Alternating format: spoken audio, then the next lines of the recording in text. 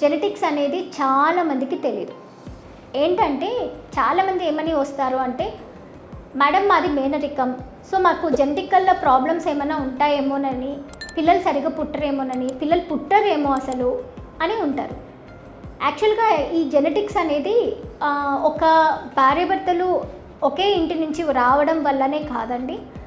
మన లోపల క్యారియోటైపింగ్ అనేది చేయిస్తే క్రోమోజోమల్ అబ్నార్మాలిటీ ఏమన్నా ఉంటే టెస్టులు చేయించుకుంటే క్రోమోజోమల్ అబ్నార్మాలిటీ ఏమన్నా ఉందా అని తెలుసుకుంటే వాళ్ళల్లో అప్పుడు మనము ఫైండ్ అవుట్ చేసుకొని ప్రొసీడ్ అవ్వచ్చు.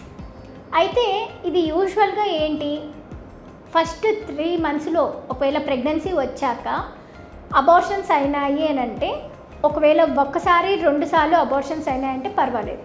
కానీ రిపీటెడ్గా 5 సార్లు 6 సార్లు అబార్షన్స్ అయినాయి అంటే అప్పుడు ఖచ్చితంగా భార్యాభర్త ఇద్దరు కణాల టెస్ట్తో పాటు DNA ఫ్రాగ్మెంటేషన్ టెస్ట్ ఒకటి, ఆడవాళ్ళల్లో క్యారియోటైపింగ్ క్రోమోజోమల్ అబ్నార్మాలిటీస్ ఏమన్నా ఉన్నాయా, యాప్లా అట్లాంటి టెస్ట్లు ఏమన్నా అబ్నార్మాలిటీస్ ఉన్నాయా అని చెక్ చేయించుకోవాలి. అలా చెక్ చేసుకొని మెడిసిన్స్ యూస్ చేసుకొని అవి ఏమైనా కరెక్ట్ చేసే విధంగా ఉన్నాయి అని అంటే జెనెటిక్ కౌన్సిలింగ్ ఒకటి ఇప్పించుకొని మనం అదన్నీ కరెక్ట్ చేసుకునేకి ఏమైనా అవకాశం ఉంటే దాని ప్రకారంగా ప్రొసీడ్ అవుతే బాగుంటుంది.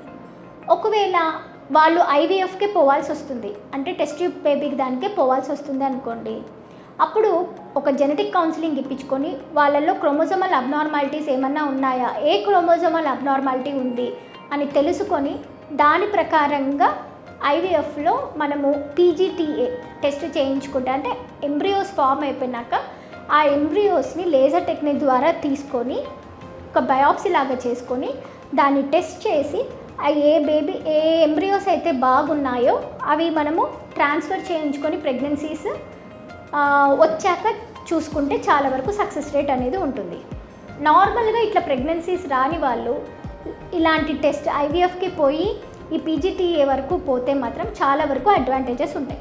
IVF ద్వారా ప్రెగ్నెన్సీలలో వచ్చి సక్సెస్ఫుల్గా బేబీస్ ఫామ్ అయినాక ప్రెగ్నెన్సీలు డెలివరీలు అయిన వాళ్ళు చాలామంది ఉన్నారు.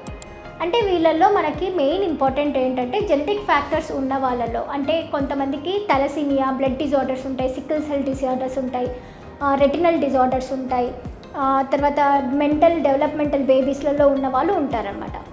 అవి అలాంటివి మనము స్క్రీన్ అవుట్ చేసుకొని అలాంటివి ఏమన్నా ఉంటే తల్లికి తండ్రికి ఏమన్నా ఉంటే కనుక వాళ్ళని మనము ఈ PGTA వాళ్ళ సెలెక్ట్ చేసుకొని ఆ బయాప్సీ చేసిన ఎంబ్రియోస్ మంచిగా ఉన్నాయా లేదా సెలెక్ట్ చేసుకొని వాటిని మనం ట్రాన్స్ఫర్ చేసుకుంటే సక్సెస్ఫుల్గా రీచ్ అవ్వచ్చు. Thank you.